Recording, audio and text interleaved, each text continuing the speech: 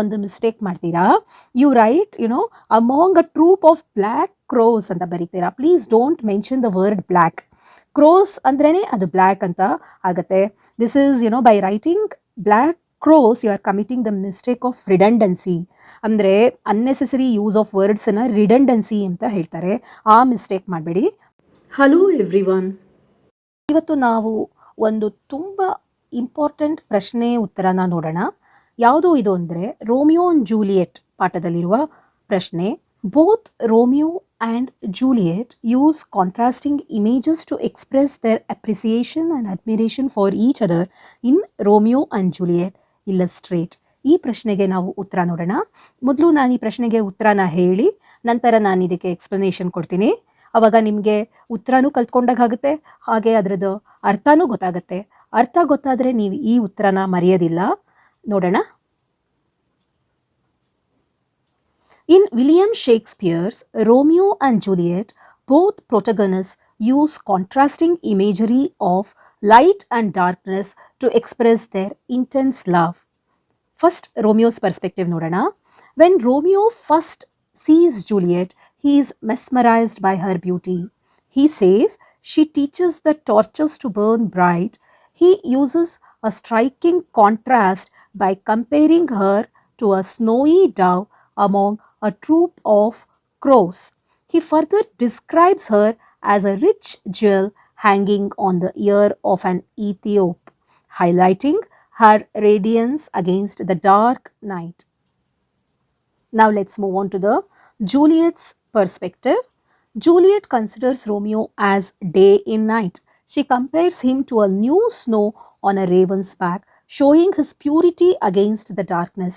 She wishes to turn him into little stars after death so that his light will make the night more beautiful than the garish sun. Now the conclusion. Through these images, Shakespeare shows that their love is a divine light that outshines the dark, fearing world around them. ಇಲ್ಲಿ Romeo ಜೂಲಿಯೆಟ್ನ ನೋಡಿದಾಗ ಅವಳ ಸೌಂದರ್ಯವು ಉರಿಯುವ torches ಅಂದರೆ ದೀವಟಿಗೆಗಿಂತ ಪ್ರಕಾಶಮಾನವಾಗಿದೆ ಅಂತ ಹೇಳ್ತಾನೆ. ಅವಳು ಟಾರ್ಚ್ಗೇನೆ ಹೇಗೆ ಉರಿಯೋದು, ಹೇಗೆ ಬೆಳಕನ್ನು ಕೊಡೋದು ಅಂತ ಟೀಚ್ ಮಾಡ್ತಾಳೆ, ಹೇಳ್ಕೊಡ್ತಾಳೆ ಅಂತ ಹೇಳಿದ್ದಾನೆ. ಇದು ಫಸ್ಟ್ ಒನ್. ಮತ್ತು ಅವನು ಹೇಳ್ತಾನೆ ಜೂಲಿಯೆಟ್ ಒಂದು ಬಿಳಿ ಪಾರಿವಾಳದಂತೆ ಅಂತಂದರೆ she is like a snowy dove. Okay, ಬಿಳಿ ಪಾರಿವಾಳದಂತೆ ಯಾವುದರ ಮಧ್ಯೆ ಅಮಾಂಗ್ ಕಾಗೆಗಳ ನಡುವೆ ಇರುವ ಬಿಳಿ ಪಾರಿವಾಳದಂತೆ. ಅವಳ ಸುತ್ತ ಇರುವರು ಯಾರು? ಸುತ್ತ ಇರುವ ಹೆಣ್ಣು ಮಕ್ಕಳು ಕಾಗೆಗಳಂತೆ. ಇಲ್ಲಿ ನೀವು ಒಂದು ಮಿಸ್ಟೇಕ್ ಮಾಡ್ತೀರಾ. You write among a troop of black crows ಅಂತ ಬರೀತೀರಾ. Please don't mention the word black. Crows ಅಂದ್ರೇನೆ ಅದು ಬ್ಲ್ಯಾಕ್ ಅಂತ ಆಗುತ್ತೆ. This is by writing black crows you are committing the mistake of redundancy. ಅಂದರೆ ಅನ್ನೆಸೆಸರಿ ಯೂಸ್ ಆಫ್ ವರ್ಡ್ಸನ್ನು redundancy ಅಂತ ಹೇಳ್ತಾರೆ. ಆ ಮಿಸ್ಟೇಕ್ ಮಾಡಬೇಡಿ. ನೀವು ಈ ಥರ ಬರೀರಿ, comparing her to a snowy dove among a troop of crows ಅಂತ ಬರೀರಿ, ಸಾಕು. This shows she is superior and pure. ನಾವು moving and also he compares her to a rich jewel in and ear of an ಇಥಿಯೋಪ್.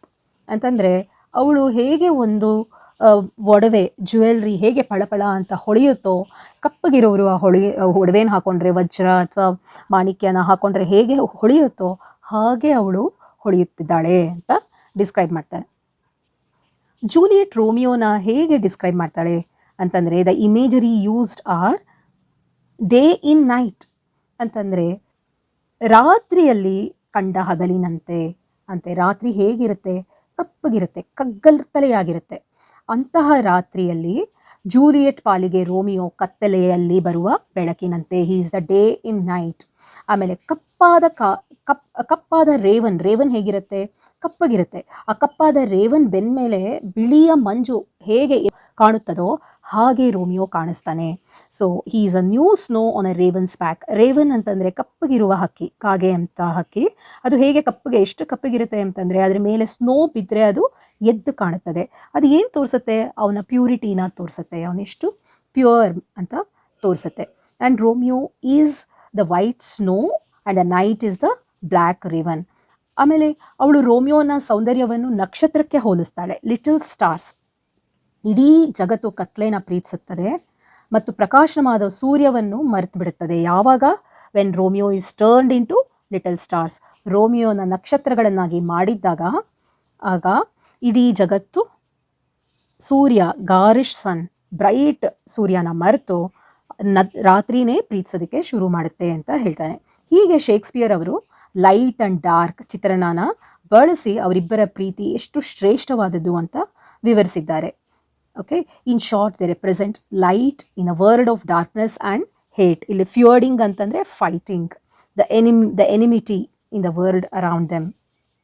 ನೀವು ಪರೀಕ್ಷೆನಲ್ಲಿ ಬರೀಬೇಕಾದ್ರೆ ಈ snowy dove, Ethiop, ಆಮೇಲೆ day in night, new snow, garish sun, ಇದನ್ನೆಲ್ಲ ಇಲ್ಲಿ ನಾನು highlight ಮಾಡಿರೋ ಕೀವರ್ಡ್ಸನ್ನೆಲ್ಲ ಯಾವುದೂ ಮಿಸ್ ಮಾಡಬೇಡಿ, ಎಲ್ಲನೂ ಬರೀರಿ. ಆಮೇಲೆ ಕಂಟಿನ್ಯೂಸ್ ಆಗಿ ಬರಿಬೇಡಿ, ಸ್ಪ್ಲಿಟ್ ಇಂಟು ಪ್ಯಾರಾಗ್ರಾಫ್ ರೀತಿನಲ್ಲಿ ಬರೀರಿ.